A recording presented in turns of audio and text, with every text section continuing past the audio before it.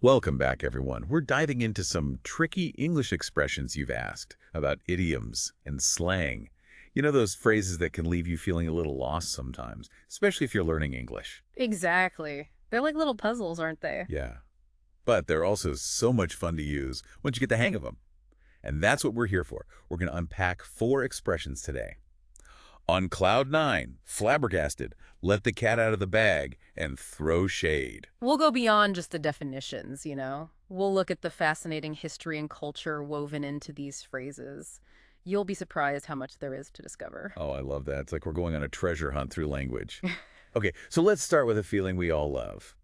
Pure happiness. You know, that moment when you're so overjoyed, you're on cloud nine. Ah, yes, on cloud nine. It's that state of pure bliss, like you're floating above the world, nothing can bring you down. Exactly. Like when you achieve something you've been working towards for ages, or maybe you finally get that dream job, you'd be on cloud nine for weeks. Absolutely. Our source actually uses the example of someone winning a scholarship and feeling on cloud nine all week long. It's that kind of overwhelming joy. I can totally relate to that. But it's funny, though. How did we end up connecting happiness with a cloud? I mean, they can be pretty gloomy sometimes, right? Right. It's a bit of a mystery, actually. But there's a theory that links it to 20th century meteorology.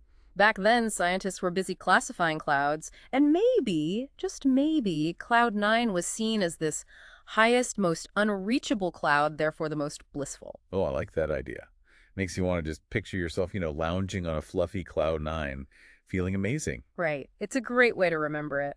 And speaking of remembering, our source also mentions other ways to express extreme happiness, like over the moon in seventh heaven. Oh, yeah, or ecstatic. It's like a whole vocabulary for pure joy. Exactly. And each synonym, it has its own little shade of meaning, which is what makes language so fascinating. I know, right? It's like a giant toolbox, and we get to choose the perfect word for every situation. Precisely. But let's shift gears for a moment, shall we? From pure joy to a different kind of extreme emotion, what about when you're utterly, completely surprised? Oh, you mean like, whoa, I did not see that coming. That jaw-dropping, speechless kind of surprise. You got it. That's where flabbergasted comes in. Flabbergasted. I love that word. It's so much more expressive than just saying surprised. It is, isn't it? It captures that feeling of being totally caught off guard, like you've been completely blown away. Our source even suggests picturing your own flabbergasted face. Eyes wide, mouth open. It's a fun way to remember the feeling. Uh-huh. I'm trying to picture it now. And the word itself, it almost sounds like you're sputtering in shock, like flabbergasted. It does, doesn't it? There's something about the sound of it that just conveys that sense of shock and disbelief. I totally agree. But what if flabbergasted feels a bit too strong for the situation? Are there other ways to express that same feeling? Of course. There's astonished, astounded, dumbfounded. They all convey that sense of intense surprise, each with its own little nuance. So many choices. Yeah. It's like choosing the perfect shade of surprise. Okay, but it's even more surprising than being flabbergasted. What's that? When a secret gets accidentally revealed, like when someone, oops, lets the cat out of the bag. Yes. That's a classic. To reveal something that was supposed to stay hidden? Exactly. Yeah. Like imagine you're planning a surprise party and someone accidentally mentions it in front of the guest of honor. Oh, no. Like, disaster. The cat's out of the bag. But seriously, where does that expression even come from? Well, one theory takes us back to old-fashioned marketplaces. Apparently, some sneaky sellers would try to pass off a cat as a more valuable piglet, by hiding it in a bag. But once the bag was opened, well, Yeah. there's your cat revealing the trickery. Oh, wow. Can you imagine? You think you're getting this prize piglet and then, bam, Fluffy leaps out. That's hilarious. It is, isn't it? And it definitely makes the idiom more memorable. It totally does. Our source actually suggests visualizing that exact scene. A cat bursting out of a bag to remember the meaning. That's a good one. And they also offer some synonyms like spill the beans, divulge, reveal. But remember, they all have slightly different meanings, right? Right. Like spill the beans implies it was an accident, while divulge sounds more intentional, like you're choosing to share information. So even though they all mean to reveal a secret, the right word can change the whole tone. It's all about nuance. And speaking of nuance, let's talk about a phrase that's become super popular, especially among younger people these days. You mean throwing shade? You got it! Throw shade! Have you ever witnessed some epic shade throwing? Absolutely. It's like an art form, isn't it? It is. Throw shade has really entered the mainstream vocabulary, but it still has that edgy, indirect quality to it. It's not a direct insult. It's more like, Subtle dig. exactly, delivered with a wink and a smile. Like you're not openly criticizing, but you're definitely letting them know what you think. Our source uses the example of someone subtly undermining a rival's proposal during a meeting. They're not yelling or being rude, but they're definitely throwing shade. Perfect example. And what's fascinating is that this phrase, it emerged from a very specific cultural context, the 1980s drag ballroom scene. Oh, wow. I didn't know that. Yeah, the documentary Paris is Burning gives a glimpse into that world. Shade was all about witty, often playful criticism, a way to outsmart your opponent with words. It's amazing how the LGBTQ plus community has shaped language like that, bringing phrases like this into the mainstream. And our source even gives us a visual to help remember it. Oh, what's that? Imagine casting a shadow over someone, dimming their light with your criticism. So clever. It is. Of course, there are other ways to express that subtle disapproval, like criticize, mock, or subtly insult.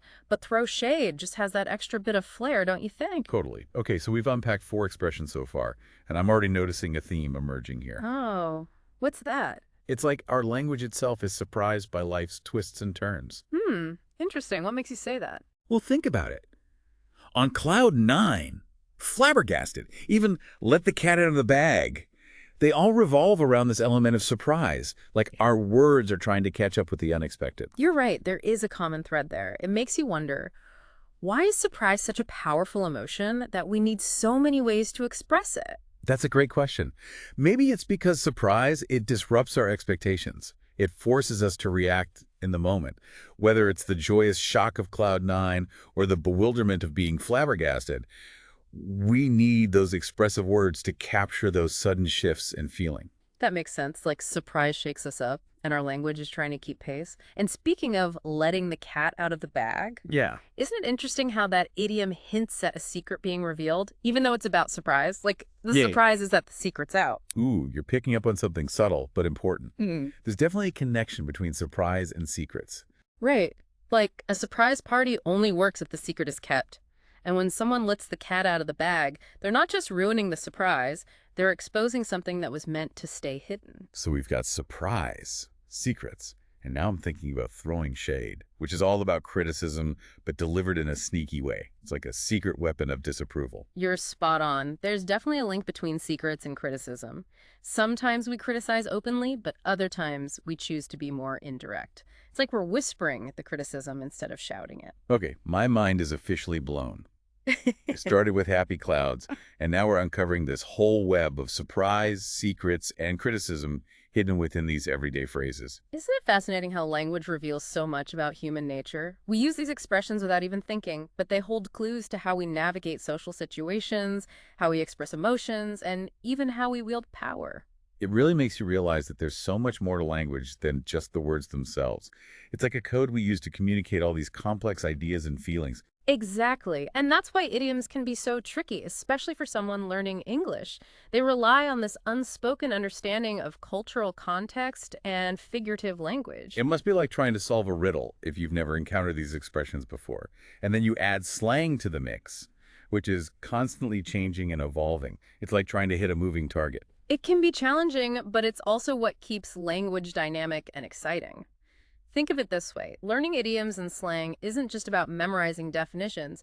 It's about gaining fluency in the art of communication itself. Okay, so what's your advice for English learners who might feel intimidated by all of this? Should they just avoid idioms and slang altogether to avoid making mistakes? Not at all. In fact, embracing idioms and slang is crucial for anyone who wants to truly master the English language. It's like unlocking a secret level of understanding. I get it, but it can feel overwhelming. Like, where do you even begin? Well, start by focusing on the expressions that resonate with you, the ones you hear frequently or find particularly interesting. Don't try to learn everything at once. So it's a journey, not a destination. Precisely. Pay attention to how these expressions are used in real conversations, in movies, in music. You'll start to notice patterns and gain a feel for those nuances. And don't be afraid to experiment. The more you use them, the more comfortable you'll become. That's really encouraging. It's like we're giving our listeners permission to play with language, to to have fun with it and not be afraid to make mistakes. Exactly. Mistakes are part of the learning process. The important thing is to keep exploring, keep asking questions, and keep expanding those linguistic horizons. Well, our deep dive today has definitely expanded mine. We've uncovered so much more than just definitions. We've explored the hidden connections between